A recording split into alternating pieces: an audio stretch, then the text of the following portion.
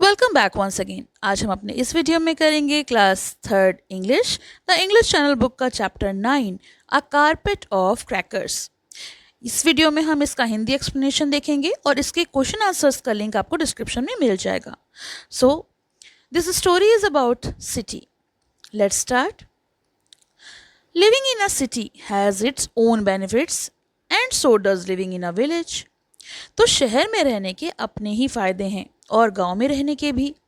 रचित lives in a village but always wanted to visit a city.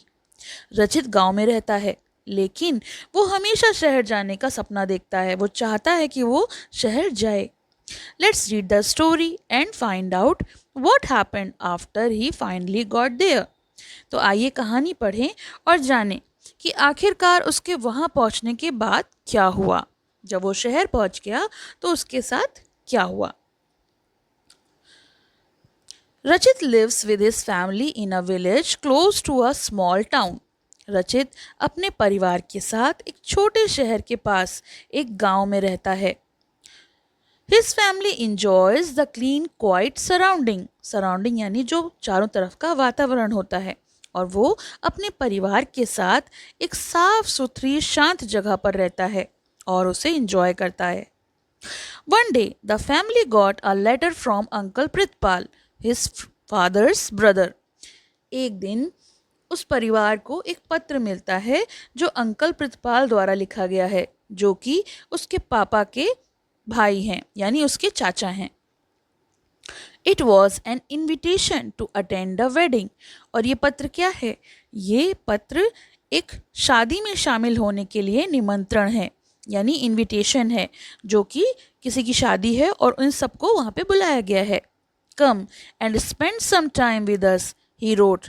और चाचा ने यानी उन्होंने लिखा था कि आओ और हमारे साथ कुछ समय बिताओ।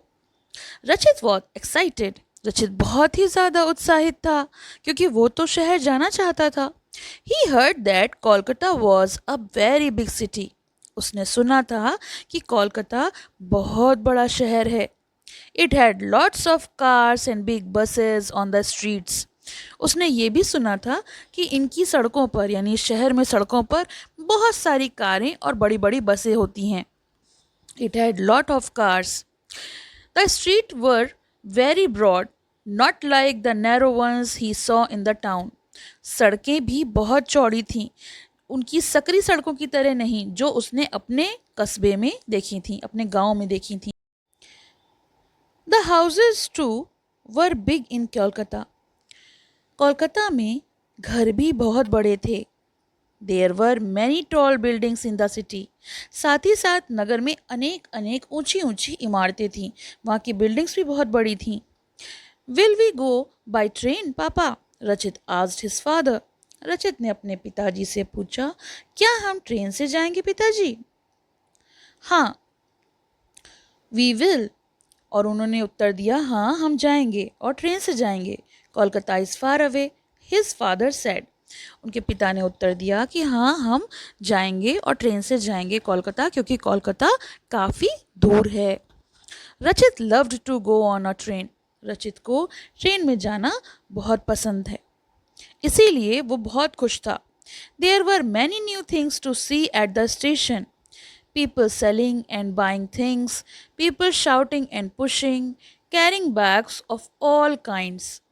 अब स्टेशन पे तो भीड़ होती है और जब वो स्टेशन पर पहुंचा तो उसे देखने के लिए बहुत सारी नई चीज़ें नहीं मिली, जैसे चीज़ें बेचते और ख़रीदते लोग, चिल्लाते और धक्का देते लोग और हर तरह के बैग ले जाते लोग। किसी के पास छोटा बैग होता है, किसी के पास बड़ा बैग होता है, रश इतना होता है, शोर इतना होता है, तो उसको ये सब चीज़ें देखने को मिली। From the train he even saw a flock of sheep and herd of cattle with big horns. उसने ट्रेन के बाहर खिड़की से देखा कि भेड़ों का झुंड और बड़े सींगे वाले जो कैटल्स होते हैं, मवेशियाँ होते हैं, उनके झुंड को भी देखा। He loved to see green fields and trees.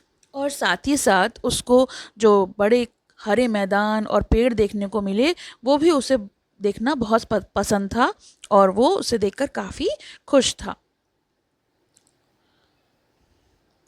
The train reached Kolkata in the afternoon. Train दोपहर में कोलकाता पहुंची। Uncle Pritpal was at the station to receive them.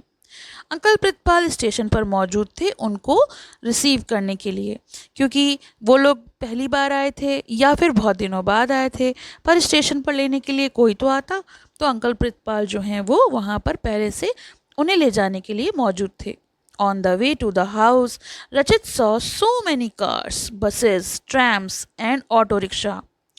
घर के रास्ते में, जब तक वो घर नहीं पहुंचा था तो रास्ते में उसने देखा बहुत सारी गाड़ियाँ, बहुत सारी बसेस और इतना शोर, ऑटो रिक्शा वगैरह सब देखा उसने, तो उसको इतना शोर महसूस हुआ।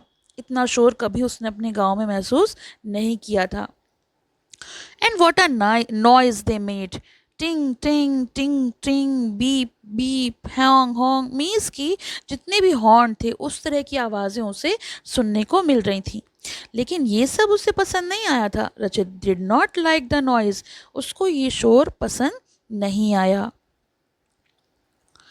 There is so much noise in your city uncle, he said. उसने अपने चाचा जी से कहा, चाचा जी आपके शहर में बहुत शोर है। हिज अंकल लाफ्ड, उसके चाचा हंसने लगे। Yes, that is called noise pollution, he said. It is not a good thing.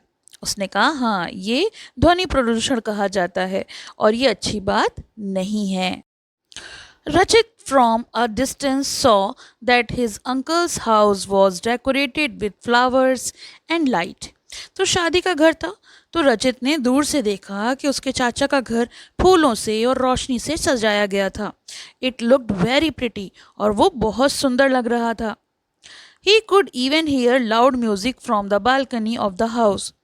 वो घर की बालकनी से तेज संगीत भी उसे सुनाई दे रहा था, क्योंकि शादी का माहौल था तो गाने भी बज रहे थे। Later in the evening he heard cracker go whiz, wee, crack, boom, और शाम के समय उसे पटाखों की आवाज़ भी सुनाई पड़ी। अलग अलग तरह की गड़गड़ाहट थी। बूम यानी पटाखे की जो बम होते हैं उनकी आवाज़ सुनी। During the wedding procession there were more crackers. Procession यानी बारात, और जिस समय शादी हो रही थी तो बारात के समय उसे और भी पटाखे की आवाज़ें सुनाई पड़ी, देखने को मिले। There was so much noise, बहुत शोर था। Everyone put their hands on their ears, इतना शोर था कि सबने अपने कान उन पे अपने हाथ रख लिए थे। The air was filled with smoke and the crackers did not smell nice. पूरी हवा में जो धुआं था वो भर गया था, क्योंकि पटाखों की गंध किसी को भी अच्छी नहीं लग रही थी। द नेक्स्ट मॉर्निंग रचित एक्साइटेडली कॉल्ड हिज फादर। अगली सुबह रचित ने उत्साह से अपने पिता को फ़ोन किया। Look papa, he said pointing to the street, it looks like a carpet. उसने कहा पापा देखो, उसने सड़क की ओर इशारा करते हुए कहा कि ये कालीन जैसा दिखता है। यस इट डज, उसने कहा हाँ ये कालीन ही है, क्योंकि ऐसा ही होता है ये। His father pointed to some dogs playing in the street.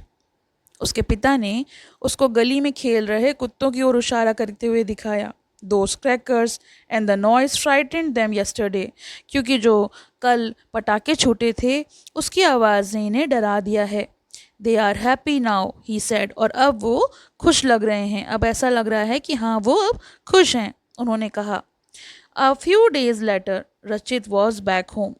कुछ दिनों के बाद रचित घर वापस आ गया। ही thought about the wedding celebration in Kolkata. उसने जो विवाह समारोह था उसके बारे में सोचा, जो वेडिंग को उसने कलकत्ता में अटेंड करा था। There was so much noise that night, even the animals were scared. उसने सोचा बहुत शोर था उस रात, जिस रात शादी हुई, जिस सारे जानवर भी डर गए थे, उनको भी बहुत तकलीफ हो रही थी। The noise and the smoke hurt us too, और साथ ही साथ जो धुआं था, शोर था, उससे हमें भी बहुत तकलीफ हुई। What can we do to stop the pollution and make less noise. तो हमें कम शोर करने के लिए और प्रदूषण को रोकने के लिए हम क्या कर सकते हैं। Now that's something to think about. अब ये सोचने वाली बात है।